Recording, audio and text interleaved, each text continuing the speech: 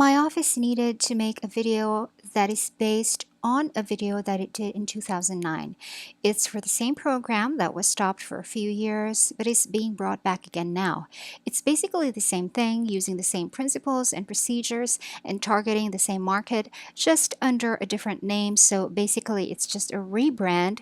So I volunteered to do the video. I worked directly from the 2009 video that was made before, which used hand-drawn cartoon cutouts. My updated process here was to design cartoon cutouts directly from vectors, so I worked on these through Adobe Illustrator and then put them all together into one InDesign file and then turned it over to our printing section so they can print it out and cut it. Let me take you to our printing section in our office building. Our printing guys printed these cartoon vectors on 3mm thick Sintra board directly using this machine right here. As you can see, it is also printing out on Sintra board, but this one is much thicker. This machine has really good print quality. After the vector art was printed, it was cut by hand, leaving a white margin around each image.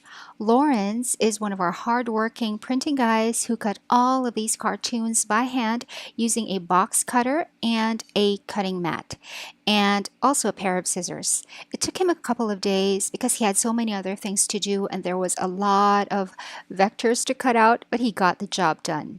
We also needed a hand model for this, and we got help from the same girl who modeled her hand in the 2009 video. Her name is Tess, and her hands look like they belong to a very young girl, and that's why we picked her. The video is narrated by someone who sounds like a very young girl, talking about her grandfather undergoing an annual process that will ensure that he gets his pension every single month consistently. And that's why we needed young girl hands. And then we set up the makeshift studio for the shoot. Ricky is our photographer and he is in charge of these studio lights and he set them up, and you can also see Lawrence here helping out with the cutting of one of the materials that we will be needing as a backdrop. That large yellow paper for the backdrop is Ricky's, but the other backdrops are just different colored cartolina sheets that I bought for a little over 8 pesos at the nearby school supply store.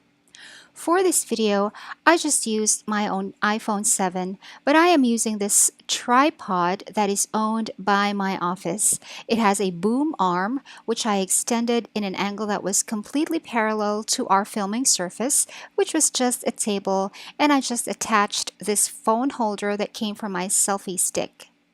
This holder has a standard screw, so it is easy to transfer it from selfie stick to tripod. I can't show the iPhone though because I'm using it to film this vlog.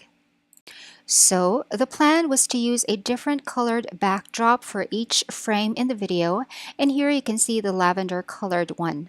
The lighting makes all of the colors pop out, and I was very happy with how it looked at this point.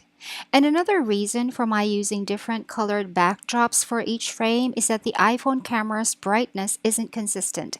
It adjusts its own brightness. The iPhone's camera is not really designed for use as a production camera, but I just wanted to see if I could pull off this project using all of these things that I have available to me. We didn't even have to make a storyboard at all. I just played the 2009 video on my laptop and used that as my frame-by-frame guide in filming this new video. We also got help from another office mate for the voiceover. Her name is Josephine and she's very shy. She's the same girl who did the voiceover for the 2009 video, and she sounds like a very young girl. We pretty much used the same script and I just updated some information. I recorded her voice using GarageBand on my Mac, and for the microphone we just used the earbuds that came with my old iPhone 5S, and the sound quality turned out really well. I have been using those same earbuds for dubbing my voiceover on all of my YouTube videos, including this one that you're watching. And finally, when all of the assets have been gathered, I simply edited the video on Final Cut Pro on my laptop. It was a very quick process because the video really was just a cut-to-cut thing, no filters or effects at all, although there was a bunch of retimings that I needed to do. And at one point, I had to replace one frame with another one using a different cutout, but that was also quick to do. The entire video worked on the strength of the script, which was written in 2009 by Toteng, a guy I used to work with.